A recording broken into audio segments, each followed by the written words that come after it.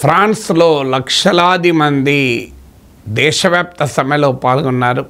Trade యూనియన్ల అంచనా ప్రకారం 10 లక్షల మంది పాల్గొన్నారని నిరసనల్లో.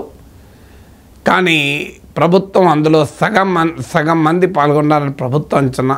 బట్ ఏదైనా నిరసనల్లో లక్షల సంఖ్యలో పాల్గొన్నారు.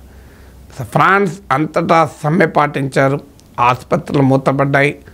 ఈవెన్ స్కూళ్ళకు కూడా స్కూల్ పిల్లలు తాళాలు వేశారు గేట్లకు. అలాగే రైళ్లు నిలిచిపోయాయి. మొత్తం దేశమంతటా స్తంభించిపోయినాయి. వ్యాపారాల సంస్థలు ఆగిపోయాయి. ఏంటి ఫ్రాన్స్లో ప్రజలందరికీ ఎందుకు కోపం వస్తుంది? మనం బ్రిటన్లో భారీ ర్యాలీలు చూసాం. ఇటీవల 1,00,000 మందికి పైగా far right anti immigration rally జరిపారు. దాంట్లో ఇలాన్ మస్క్ మాట్లాడాడు. ఫ్రాన్స్ ఫార్ రైట్ పొలిటీషియన్స్ మాట్లాడారు. జర్మనీకి చెందిన ఆల్టర్నేట్ ఫర్ జర్మనీ అని right wing far right group వాళ్ళు పాల్గొన్నారు. దానికి కౌంటర్గా మరో 5,000 మంది ఈ ఇమిగ్రెంట్ల హక్కుల గురించి, కార్మికుల ప్రజల హక్కుల గురించి, యాంటీ ఫార్ రైట్కి వ్యతిరేకంగా ప్రదర్శనలు చేశారు. కానీ బ్రిటన్లో అయితే అదొక ఎమోషనల్ ఇష్యూ. నేషనలిజం అనేది, అతి జాతీయవాదం, తీవ్ర జాతీయవాదం, అల్ట్రా నేషనలిజం అనేది. కానీ ఫ్రాన్స్లో అలాంటి ఎమోషనల్ ఇష్యూ కాదు. ఫ్రాన్స్లో ప్రజలు ఎకనామిక్ ఇష్యూస్ పైన రియాక్ట్ అయ్యారు. అయితే నేపాల్లో కూడా పెరుగుతున్న అన్ఎంప్లాయ్మెంట్ పైన ప్రజలు తిరగబడ్డారు. పొలిటికల్ ఎలీట్ కరప్షన్ పైన తిరగబడ్డారు. ఆర్థిక అసమానతల మీద తిరగబడ్డారు. కానీ నేపాల్లో ఆ తిరుగుబాటు ఏకంగా ప్రభుత్వ సంస్థలపైన, రాజ్య వ్యవస్థల్ని టార్గెట్ చేశాయి. పార్లమెంట్ నుంచి సుప్రీంకోర్టు వరకు. సో పొలిటికల్ ఎస్టాబ్లిష్మెంట్నే టార్గెట్ చేశాయి. కానీ ఫ్రాన్స్లో ఈ ప్రదర్శనలో క్యారెక్టర్ది కాదు. ప్రభుత్వం, ప్రెసిడెంట్ మ్యాక్రాన్ ప్రభుత్వం ఆర్థిక విధానాలపైన ఇది తిరుగుబాటు. సో ఈ తిరుగుబాటులో ప్రధానంగా డిమాండ్ ఏంటంటే ప్రజల జీవన స్థితిగతులపైన ప్రభావం చూపే మ్యాక్రాన్ ప్రభుత్వ ఆర్థిక విధానాలపైన. ఫ్రాన్స్లో భారీగా ప్రభుత్వ అప్పు ఉంది.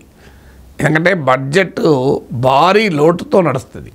అంటే రెవెన్యూ ఆదాయం కన్నా ఎక్కువ ప్రభుత్వాలు ఖర్చు పెడతాయి. దాంతో అప్పులు విపరీతంగా పెరిగిపోయి అన్సస్టైనబుల్ లెవెల్కి వచ్చింది. ఉదాహరణకు యూరోపియన్ యూనియన్ రూల్స్ ఏంటంటే బడ్జెట్ డెఫిసిట్ 3% మించి పెరగకూడదని.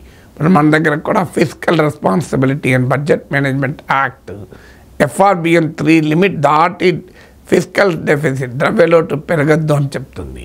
అందువల్ల యూరోపియన్ యూనియన్లో కూడా 3% మించి పెరగకూడదు అని. కానీ ఇప్పుడు ఫ్రాన్స్లో ప్రభుత్వ బడ్జెట్ లోటు 6% ఉంది, డబుల్ ఉంది. మరి ఏం చేయాలి?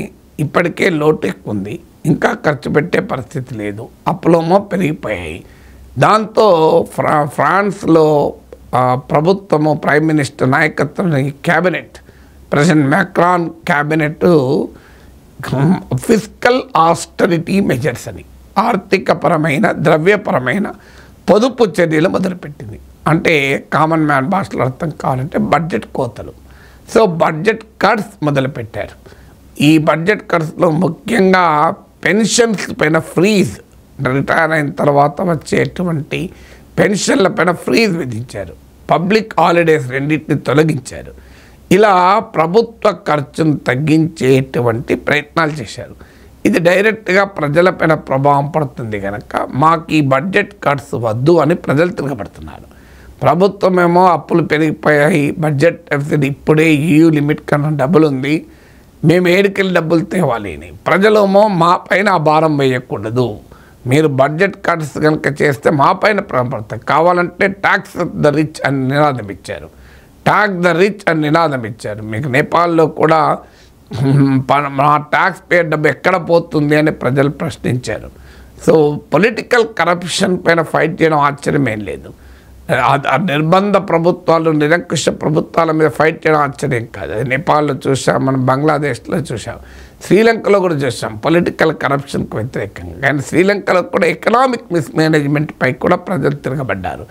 సో ఇక్కడ కూడా ఎకనామిక్, ఇది ప్రభుత్వాన్ని కూల్చడానికో రాజ్యాన్ని కూల్చడానికో కాదు. అఫ్కోర్స్ ప్రెసిడెంట్ మ్యాక్రాన్ రాజీనామా చేయాలని అడుగుతున్నారు. ఈ బడ్జెట్ ఎప్పుడైతే ప్రవేశపెట్టారో ప్రైమ్ మినిస్టర్ పార్లమెంట్లో అవిశ్వాసాన్ని ఎదుర్కోవాల్సి వచ్చింది. దాంతో ప్రైమ్ మినిస్టర్ రిజైన్ చేశారు. ప్రెసిడెంట్ మ్యాక్రాన్ కొత్త ప్రైమ్ మినిస్టర్ నియమించారు. ఇప్పుడు ఈ టైంలో ఈ నిరసనలు మ్యాక్రాన్ కూడా పెద్ద తలనొప్పిగా మారాయి. ఎందుకంటే 2 ఇయర్స్లో ఎన్నికలు ఉన్నాయి. ఆల్రెడీ మ్యాక్రాన్ పాపులారిటీ రేటింగ్స్ ఏమో భారీగా పడిపోతున్నాయి. ఈ సమయంలో సమ్మెలు, నిరసనలు, ప్రభుత్వ ఆర్థిక విధానాలపైన ప్రజల తిరుగుబాటు చూస్తుంటే ప్రెసిడెంట్ మ్యాక్రాన్కు పెద్ద పొలిటికల్ ఛాలెంజ్ ఎదురవుతున్నట్టుగా కనబడుతోంది. అంటే ప్రపంచవ్యాప్తంగా ప్రజలు పొలిటికల్ కరప్షన్కు వ్యతిరేకంగా, ఇన్ఈక్వాలిటీస్ వ్యతిరేకంగా, ధనిక వర్గాలకు అనుకూలంగా తమ ప్రభుత్వాలు అనుసరిస్తున్న ఆర్థిక విధానాలకు వ్యతిరేకంగా పెద్ద ఎత్తున తిరగబడుతున్న సభ కనబడుతుంది.